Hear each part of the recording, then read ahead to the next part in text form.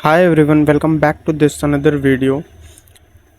ये वीडियो होने वाली प्रीवियस ईयर क्वेश्चन 52 नंबर की। और अगर आप नहीं पहली बार अगर आप देख रहे हैं तो आपको बता दें कि ये CSIR net life science subject जो कि दिसंबर 2026 में होने वाला है, जहाँ पे आपका DBT को भी मर्ज कर दिया गया है, उससे रिलेटेड ये वीडियो होने वाली है। इसमें हम प्रीवियस ईयर क्वेश्चन के जितने भी क्वेश्चंस आए हुए हैं उन सभी को डिस्कस करेंगे, ज़्यादा से ज़्यादा 10 से 15 मिनट में बस। और यहाँ पे crystal clear concept detail explanation के साथ देखेंगे। आज संडे है तो हम सोचें सेल कल्चर पे क्वेश्चन लाया जाए। थोड़ा स्पेसिफिक टॉपिक है, कोई एक सब्जेक्ट नहीं है, लेकिन इसके पहले हमने डिफरेंट सब्जेक्ट के भी क्वेश्चन डिस्कस किए हैं और हर वीक में हम ऐसा करेंगे। तो यहाँ पे डेली PYQ इस सीरीज़ आपको मिलने वाली, one subject everyday daily consistency के साथ, किसके मैक्सिमम स्कोर आप कर सकें। और एवरी डे वीक में हर दिन आपको ये वीडियो मॉर्निंग में मिल जाती है, तो इसीलिए वीडियो को लाइक और चैनल को सब्सक्राइब जरूर कर दीजिएगा। तो बढ़ते हैं। आपको अगर नहीं पता तो हम किस चीज़ से अपने वीडियो की शुरुआत करते हैं, छोटे से मोटिवेशन कोटेशन के साथ शुरुआत करते हैं, उसके बाद आपकी स्क्रीन पे क्वेश्चन शो होते हैं। तो क्वेश्चन ये सबसे पहला आपके लिए मोटिवेशन कोटेशन है कि सनराइज हो रहा है, माउंटेन है, और यहाँ पे आपको बेबी स्टेप्स लेना पड़ेगा। यानी यहाँ माउंटेन तक पहुँचने के लिए अगर आप बेबी स्टेप, छोटे छोटे स्टेप ही लेंगे तभी जाके आप यहाँ तक पहुँच पाएंगे। अगर सोचें कि एक बार में यहाँ से यहाँ तक पहुँच जाएंगे तो ऐसा नहीं हो सकता। इसी जैसे कि हमारा CSIR, अगर हम सोचें यहाँ से यहाँ पर डायरेक्ट पहुँच जाए तो नहीं हो सकता। उसके लिए हमें छोटे छोटे स्टेप लेने पड़ेंगे, जैसे कि ये वीडियो फॉर्मेट में आपको डेली प्रीवियस ईयर क्वेश्चन की प्रैक्टिस करनी पड़ेगी। तो आई थिंक आपको ये मोटिवेशन कोटेशन से कुछ मोटिवेशन मिला होगा। तो चलिए बढ़ते हैं आगे हम अपने क्वेश्चंस सीरीज़ की तरफ। और क्वेश्चंस आपकी स्क्रीन पे धीमे धीमे एक एक करके शो होंगे, आपको उसको जवाब देने हैं। अगर नहीं भी आते हैं तो कोई दिक्कत नहीं, मैं उसके जवाब आपको एक्सप्लेन करूँगा। तो यहाँ पहला क्वेश्चन आपकी स्क्रीन पे शो हो गया है। क्या कह रहा है देखते हैं। Animal cell culture and transgenic animals के, ट्रांसजेनिक एनिमल अभी हम नहीं कर रहे हैं, केवल एनिमल सेल कल्चर के बेसिस पे हम क्वेश्चन सॉल्व कर रहे हैं। दिसंबर 2008 में पूछा गया था।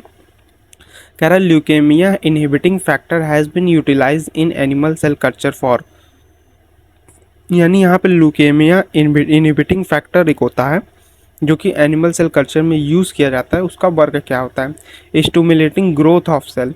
तो ल्यूकेमिया इनहिबिटिंग फैक्टर जो होता है ये सेल की ग्रोथ को नहीं बढ़ाता है। कह रहा है inhibiting differentiation of stem cell. तो ल्यूकेमिया इनहिबिटिंग फैक्टर जो होता है ये हमारी जो प्राइमरी सेल कल्चर में जो सेल्स होती हैं, यानी कह सकते हैं अगर स्टेम सेल दिया गया तो ये वापस से उसको डिफरेंशिएट करने में, यानी अगर इसको हम सेल कल्चर करेंगे तो ये स्टेम सेल क्या हो जाएंगे, ये डिफरेंशिएट होंगे और कोई अपना फेट गेन कर लेंगी, यानी कोई अपना जो इसका वर्क होगा इस सेल का, वो सेल फेट अपना गेन करेंगे। तो इसी फेट को गेन ना कर पाए, अपनी ये क्या कहते हैं प्लूरिपोटेंसी में रहें, प्लूरिपोटेंसी मेंटेन करके रहें, इसीलिए हम ल्यूकेमिया इनहिबिटिंग फैक्टर यहाँ पे देते हैं। तो यहाँ पे ऑप्शन नंबर 2 सही हो जाएगा। इंड्यूसिंग मॉर्फोजेनेसिस, नहीं, मॉर्फोजेनेसिस इंड्यूसिंग नहीं करता है ये।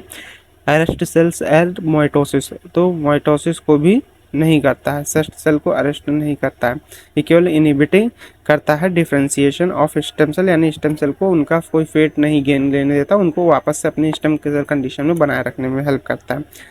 नेक्स्ट क्वेश्चन की ओर बढ़ते हैं। नेक्स्ट क्वेश्चन आपकी स्क्रीन पे शो होगा, उसका जवाब दीजिएगा।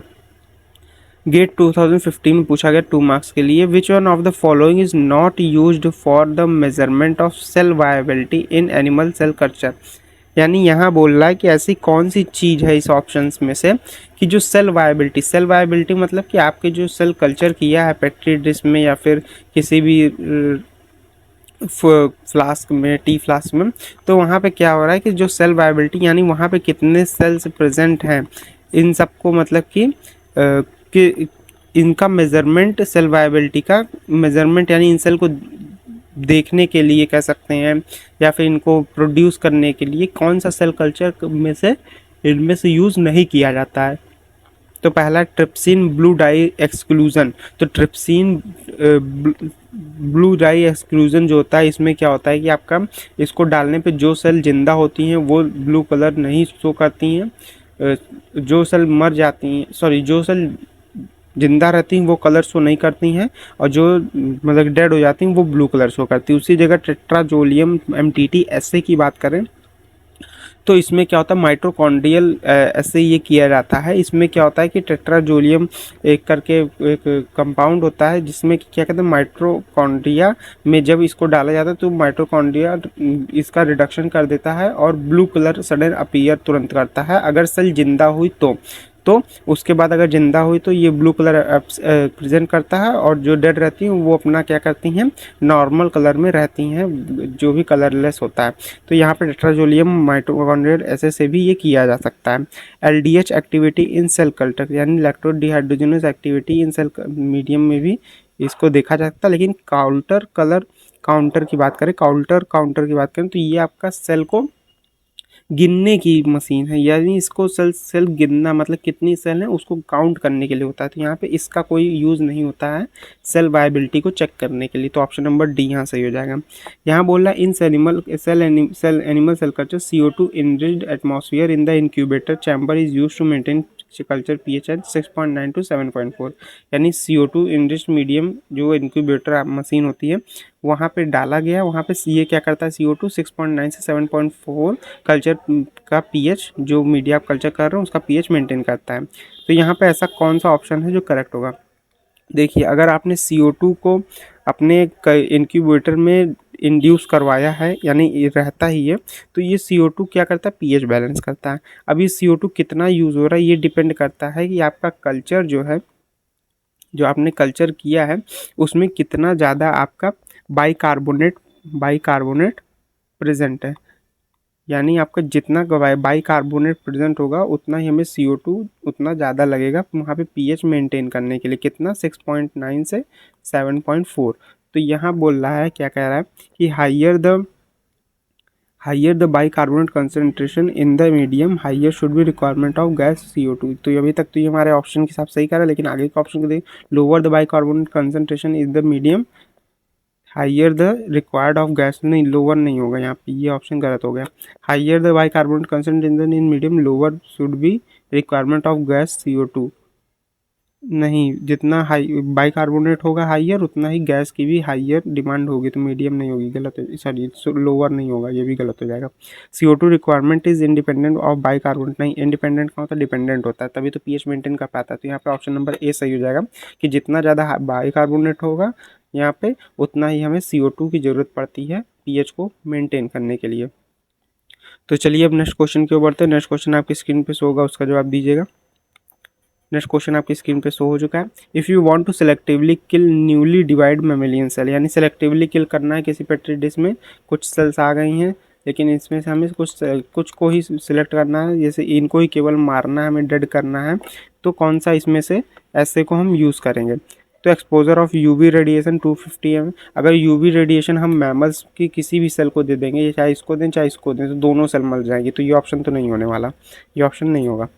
Treatment with 5-ethyl D-hydroxy EDU followed by doxorubicin hydrochloride treatment. तो EDU ऐसे जो होता है ना, ये आपका क्या होता है कि ये केवल कह सकते हैं आइडेंटिफिकेशन के लिए यूज़ किया जाता है, इससे सेलेक्टिव किलिंग नहीं की जा सकती है। यानी कि आप सोचें कि इनको हम मार दें इन सेल को, इनको छोड़ दें, तो नहीं, इससे सेलेक्टिव किलिंग नहीं होती।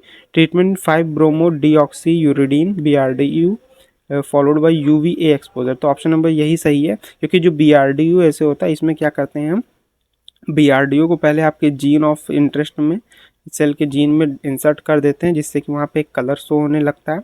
अब ये कलर क्या होने लगता है, ये UV के एक्सपोजर में या फिर नॉर्मल लाइट के एक्सपोजर में आता है, तो ये जिसमें जीन होगा वो सेल क्या हो जाएंगे, डेड हो जाएंगी तुरंत, और जिसमें ये एक्सपोजर नहीं होगा उसमें नहीं होंगे। तो हम जिसमें करवाना है, जिसको मारना है सेल को, उसमें BRDU का एक्सपोजर करवा देंगे, उसमें क्या होगा, उसके बाद उसको नॉर्मल लाइट में भी रख देंगे, तो वो क्या हो जाएगी, वो सेल मर जाएंगी, बाकी सेल बची रहेंगी। तो ऑप्शन नंबर सी सही होगा।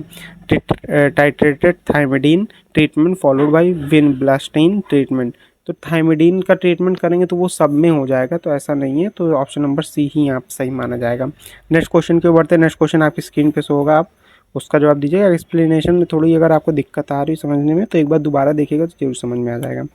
Which one of the following system can be utilised for glycosylation of peptidase expressed using recombinant DNA technology, यानी इसमें कह रहा है कि ग्लाइकोसाइलेशन का अगर पेप्टाइडेज का एक्सप्रेस करवाना रिकॉम्बिनेंट डीएनए टेक्नोलॉजी में, तो कैसे इसको यूटिलाइज करेंगे? तो लार्ज बैक्टीरिया फर्मेंटेशन का यूज़ नहीं करेंगे ग्लाइकोसाइलेशन में, क्योंकि ये बहुत बड़े फर्मेंटेशन होते हैं, तो ग्लाइकोसाइलेशन जैसे बड़े कंपाउंड नहीं बना पाएंगे। स्मॉल ये भी नहीं होगा। नॉर्मल बैक्टीरिया बायोरिएक्टर से ग्लाइकोसाइलेशन नहीं हम बना सकते हैं, और पेप्टाइडेज को ग्लाइकोसाइलेशन के नहीं एक्सप्रेस करवा सकते हैं। मैमेलियन सेल लाइन्स जो होती हैं ये क्या करती हैं, ये खुद से ही ग्लाइकोसाइलेशन करने के लिए कैपेबल होती हैं। तो यहाँ पे ऑप्शन कौन सा हो जाएगा? यहाँ पे ऑप्शन नंबर डी हो जाएगा। नेक्स्ट क्वेश्चन की ओर बढ़ते हैं। नेक्स्ट क्वेश्चन आपकी स्क्रीन पे शो होगा, उसका जवाब दीजिएगा।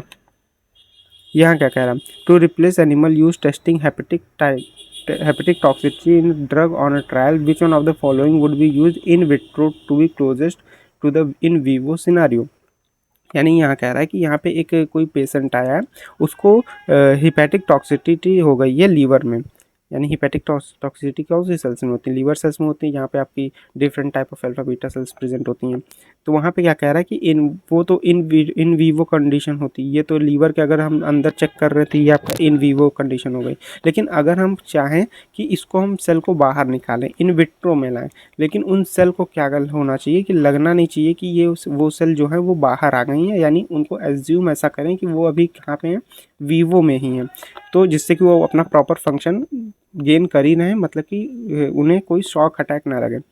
तो एज्यूम करवाना है कि उन्हें वीवो में ही है, तो ऐसे कौन सी सेल का यूज़ करेंगे? लीवर सेल का अगर हम यूज़ करते हैं तो उन्हें हम जैसे ही बाहर निकालेंगे, विट्रो में करेंगे, वो अपना सेल फेट मतलब कि जो भी उनका कंडीशन होगी वो लूज़ कर देंगे तुरंत। हिपैटिक सेल लाइन्स का यूज़ हम नहीं कर सकते हैं। लीवर स्लाइसेस, यानी अगर हमारे पास यहाँ पे लीवर बना हुआ है, सॉरी अच्छा नहीं बना, अगर ये लीवर बना हुआ है तो इसकी अगर हम थोड़ी सी स्लाइस यहाँ पे कट करके उसको हम यूज़ करें कल्चर करके, तो वो क्या होंगे, प्रॉपर फंक्शन अपना करेंगे। उन्हें लगेगा कि अभी वो इन वीवो कंडीशन में ही है। तो ऑप्शन नंबर सी यहाँ सही हो जाएगा। को culture of liver parenchymal with Kupffer cell, Kupffer cell के साथ पैरेन्काइमल सेल नहीं, यह भी नहीं होगा। को कल्चर एक साथ नहीं कर सकते, एक टाइम पे स्पेसिफिक एक सेल का कल्चर। तो डी वाला ऑप्शन यहाँ पे सही हो जाएगा। आई थिंक आपको ये एक्सप्लेनेशन समझ में आएगा। नेक्स्ट क्वेश्चन की ओर बढ़ते हैं। नेक्स्ट क्वेश्चन आपकी स्क्रीन पे फिर से शो होगा। Which one of the following statement correct about the function of fetal bovine serum in cell culture. Fetal bovine serum क्या होता है ये बताना है। कि फीटल बोवाइन सीरम आपको पता है कि यहाँ पे फीटस जो होता है मैमल्स का, उसमें से निकाला जाता है ये, और इसका यूज़ किया जाता है अपना सेल कल्चर करने में, वहाँ पे न्यूट्रिएंट्स प्रोवाइड करवाने में। तो ये स्टिमुलेट सेल ग्रोथ, बिल्कुल से फीटल बोवाइन सीरम जो होता है वो सेल की ग्रोथ को स्टिमुलेट करता है।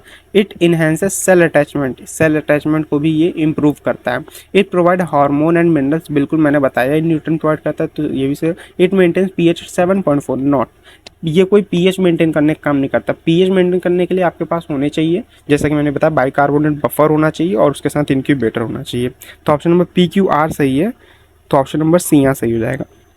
नेक्स्ट क्वेश्चन कह रहा है antibody producing hybridoma cells are generated by a fusion of. Hybridoma cell क्या होती है कि दो सेल आपको मिला के उनको हीट शॉक देके या फिर किसी भी तरीके से डिफरेंट मेथड आप यूज़ कर सकते हैं, माइक्रो इंजेक्शन या फिर किसी भी मेथड के थ्रू एंटीबॉडी प्रोड्यूस किया जाता है हाइब्रिडोमा सेल में। तो हाइब्रिडोमा सेल किसके मिलाने से बनती हैं?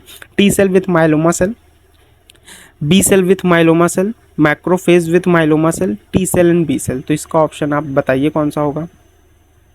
तो यहाँ पे अगर बात करें तो जो बी सेल होती हैं ये क्या करती हैं, ये हमारी क्या करती हैं, ये हमारी एंटीबॉडी को प्रोड्यूस करती हैं, ये एंटीबॉडी को प्रोड्यूस करती हैं। और माइलोमा सेल जो होती हैं ये इनडेफिनाइट डिवीज़न करती हैं, यानी कि ये अमर होती हैं माइलोमा सेल जो होती हैं। अब इन दोनों को जब फ्यूज़न किया जाता है तो क्या होता है कि एंटीबॉडी जो होती है वो हमेशा के लिए क्या होती है, प्रोड्यूस होती रहती है। तो इसी को हम हाइब्रिडोमा टेक्नोलॉजी कहते हैं, जिसमें कि हम बी सेल को मिलाते हैं और माइलोमा सेल को मिलाते हैं और एंटीबॉडी बनाते हैं जो कि हमेशा प्रोड्यूस करती रहती हैं लगातार। तो ऑप्शन नंबर बी यहाँ सबसे सही माना जाएगा। नेक्स्ट क्वेश्चन की ओर बढ़ते हैं। नेक्स्ट क्वेश्चन आपकी स्क्रीन पर शो हो रहा है। आई थिंक हम लास्ट स्लाइड पे कुछ पहुंच गए होंगे, अभी बची हुई है। Which one of the following statement not correct about the propagation of maintenance of mammalian cell in vitro. यानी ऐसा कौन सा इसमें ऑप्शन है नहीं है सही जो कि मेमेलियन सेल को इन विट्रो में कल्चर करने में देखा जाता है।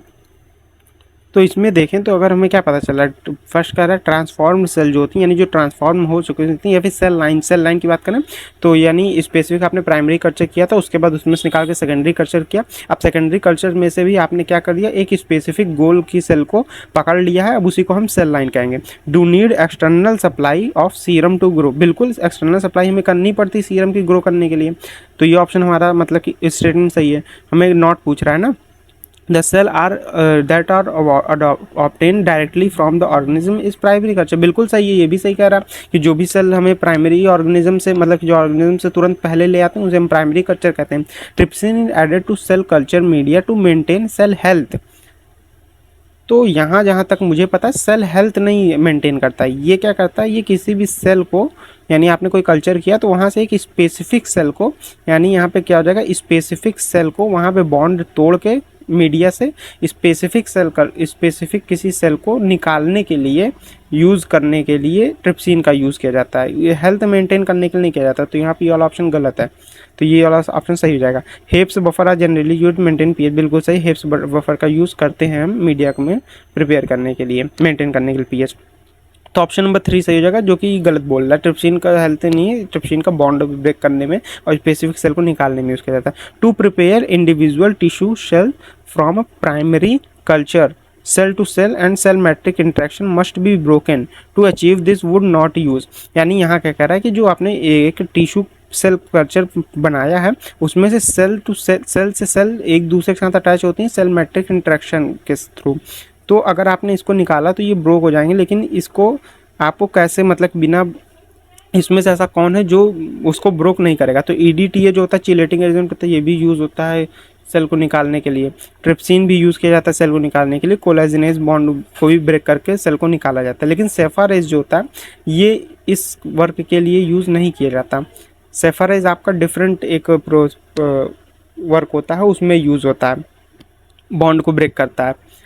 तो यहाँ पे हमारा ऑप्शन नंबर 4 हो जाएगा, जो कि गलत है। सेफारेज का यूज़ हम नहीं करते हैं सेल कल्चर में। यहाँ पे EDTA सही है, ट्रिप्सिन सही है, कोलाजिनेज का भी यूज़ करते हैं सेल को निकालने के लिए स्पेसिफिक सेल को। तो यहाँ पे ऑप्शन नंबर 4 हो जाएगा, जो कि सेफारेज नहीं होता है यूज़ सेल कल्चर में। तो यहाँ पे ये हमारा आई थिंक ये लास्ट स्लाइड थी। नेक्स्ट क्वेश्चन की ओर अगर देखते हैं कि नहीं, अच्छा ठीक है, तो आज यहाँ पे ख़त्म होता है हमारा क्वेश्चन। आपको क्या करना है, आपको चैनल को सब्सक्राइब करना है, वीडियो को लाइक करना है और अपने फ्रेंड्स के साथ शेयर भी करना है। तो अब नेक्स्ट वीडियो में मिलते हैं, जहाँ पे हम एक्स्ट्रा कुछ सेल कल्चर क्वेश्चन भी देखेंगे। अगर आपको थोड़ी सी हेल्प मिल रही वीडियो से तो प्लीज़ चैनल को लाइक सब्सक्राइब जरूर करना। मिलते हैं अब कल के नेक्स्ट वीडियो में नए टॉपिक के साथ, तब तक सभी को गुड बाय एंड सभी को टेक केयर।